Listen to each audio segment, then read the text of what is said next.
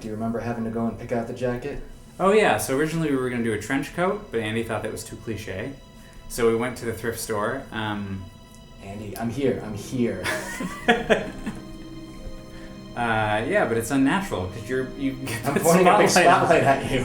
When Andy and I have conversations, he's not usually directing a spotlight into my corneas. I am Steve Sacco.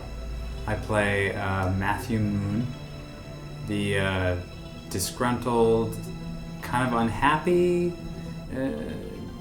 reluctant, begrudging ghost hunter in the movie.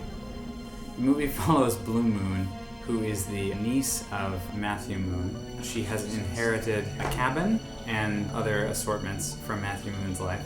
Among them are bottles that Matt has left behind, and the bottles are full of Matt's life work, all of the ghosts and creatures that he has captured over his life. Blue doesn't know what's in the bottles until it's too late. Scariness ensues.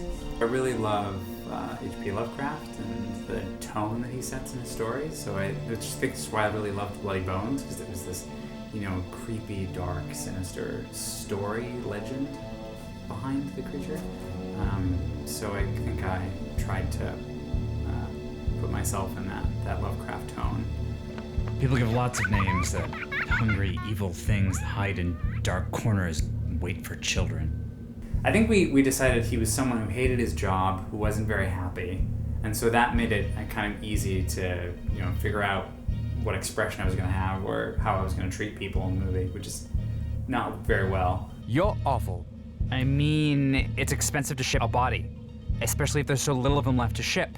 But then I think I decided that I wanted to be disgruntled, and who is the most convincingly disgruntled person on screen, and I thought anytime that Harrison Ford looks really upset or pissed off, I'm really convinced that he's upset and pissed off.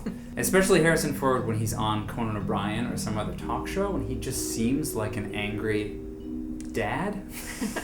So I think I was trying to be someone's angry dad.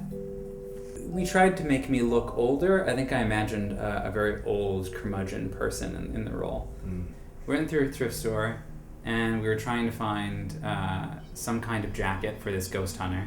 And I think my original goal was to find something that looked like a trench coat, but you thought that was too cliche. So we ended up finding an 80s members-only jacket. Felt was perfect, so we went with that. Because we realized he would have been hunting in the 80s, because this would have been 20 years prior to the events in the film. We thought it would be fun to put up entries from Matt's diary online, and it's called Ghoul's Inventory. And it's fun to sketch some of the images and write up the stories.